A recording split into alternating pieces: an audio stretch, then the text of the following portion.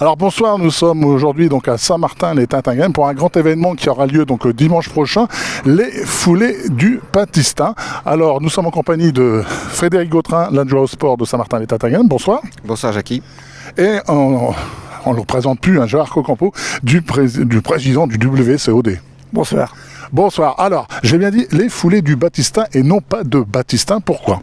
D'abord, c'est un fromage local fait par des producteurs, la famille Capel, que nous avons voulu mettre à l'honneur à travers cette première édition des foulées, qui remplace désormais les foulées du Nard et les foulées tatinguémoises. Alors, j'ai vu sur le prospectus, c'était marqué « Visiter la ville autrement ». Oui, c'est une façon aussi de faire découvrir notre territoire à travers une course inscrite dans le cadre du challenge de la Capso, le challenge Capso.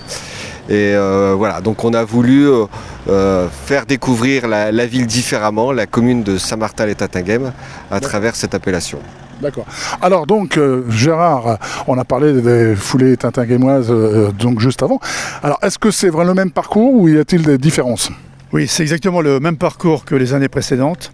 Donc nous avons un parcours de 5 km qui traverse la commune et les personnes qui font le 10 km feront 2 fois ce parcours. On n'a pas voulu compliquer les choses.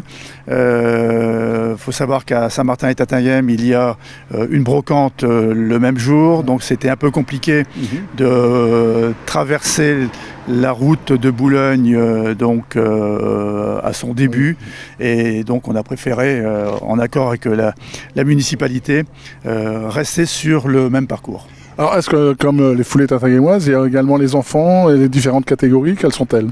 Oui, absolument. Donc on a le 5 km à partir de la catégorie minime. On a le 10 km à partir de la catégorie cadet. 10 km, comme vient de le dire Frédéric, qui sert de support au challenge Capso. Donc c'est challenge courir autour du pays de Saint-Omer. Et on a également toutes les catégories jeunes, Benjamin. Les Benjamins vont faire 2 km. Les poussins vont faire 1 km. Et les mini-poussins, baby-athlés, eux, vont faire respectivement 600 mètres et 300 mètres. Et eux, on les fera courir dans un petit parc qui est tout près ici de ce parking. Et on les fera courir à l'intérieur de ce parc.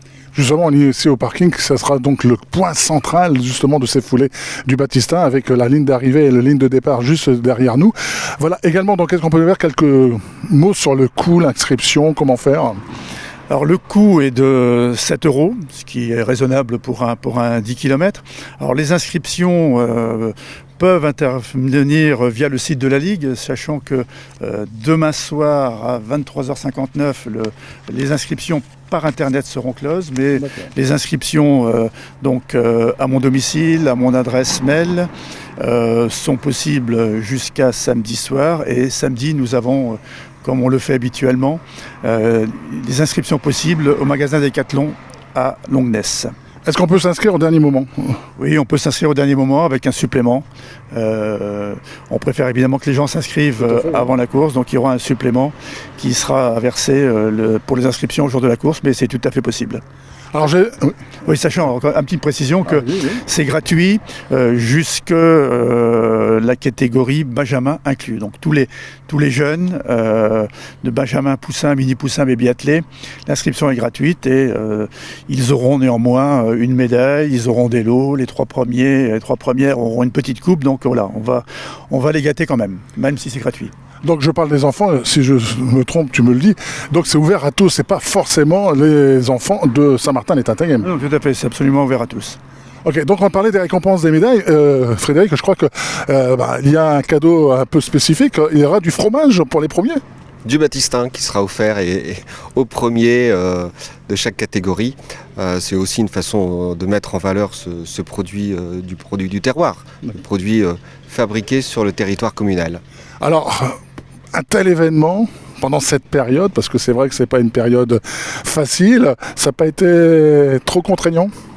Si, c'est toujours contraignant d'organiser un événement compte tenu du contexte sanitaire, mais avec le WCOD, on a bien travaillé ensemble en matière d'organisation, de sécurisation des abords de la course, de façon à ce que chacun puisse pratiquer venir à cet événement pour pratiquer ce sport en toute sécurité. Donc de toute façon, c'est un événement sportif, donc passe sanitaire obligatoire. Passe sanitaire obligatoire, bien entendu, ou test PCR pour ceux qui ne sont pas encore vaccinés, ou tout du moins qui n'ont pas la vaccination complète. Et voilà, les mesures sanitaires seront prises et respectées. Alors je voudrais quand même préciser, peut-être Gérard ou bien Frédéric, le pass sanitaire, c'est seulement ici, dans l'enceinte du départ et de l'arrivée, ou sur tout le parcours? Non, le pass sanitaire sera demandé uniquement pour les personnes qui vont rentrer sur le site du départ-arrivée, donc sur le parking, qui vont dans la salle pour les inscriptions. Les spectateurs, on n'a pas à leur demander le pass sanitaire, on leur demandera simplement à partir du moment où ils seront bien regroupés de mettre le masque, mais non, il n'y a pas de pass sanitaire, et le pass sanitaire ne sera pas encore obligatoire pour les mineurs, puisque ce ne sera qu'à partir du 1er octobre que ce pass sanitaire sera obligatoire. On en a parlé tout à l'heure du challenge Capso, avec justement la Covid, le challenge, il y a eu beaucoup de courses annulées.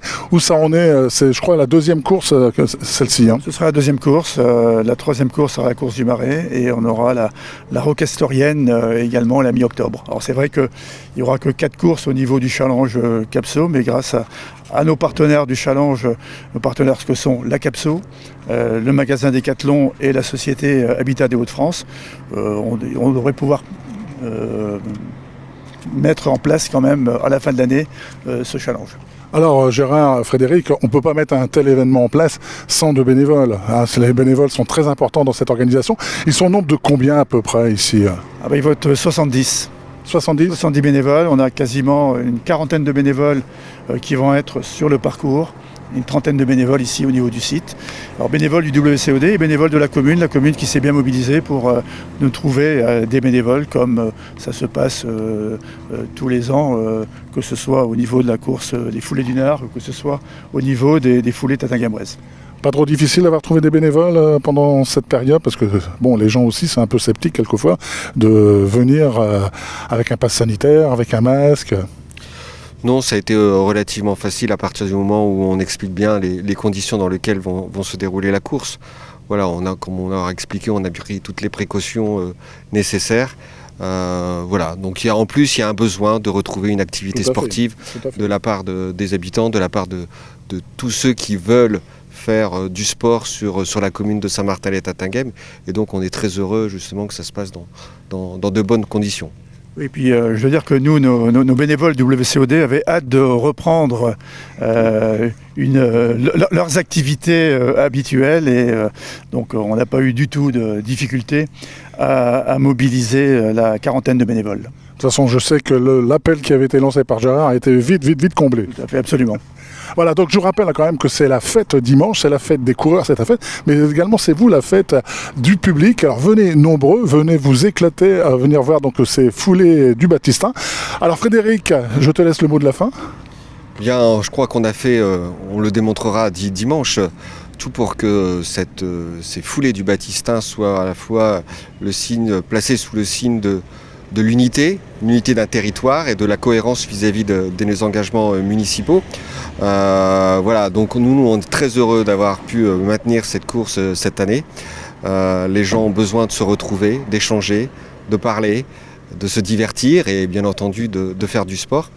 Et j'ai toujours plaisir à rappeler notre slogan au niveau de la ville de Saint-Martin-lès-Tatinghem, c'est surtout sportez-vous bien à Saint-Martin-lès-Tatinghem. Et toi Gérard, le mot de la fin? Non, nous sommes très heureux de pouvoir organiser cette course avec la municipalité de Saint-Martin-lès-Tatinghem, et voilà, j'invite effectivement le maximum de coureurs, le maximum de spectateurs à venir ce dimanche pour nous entourer les bénévoles et puis montrer que la vie reprend à peu près normalement.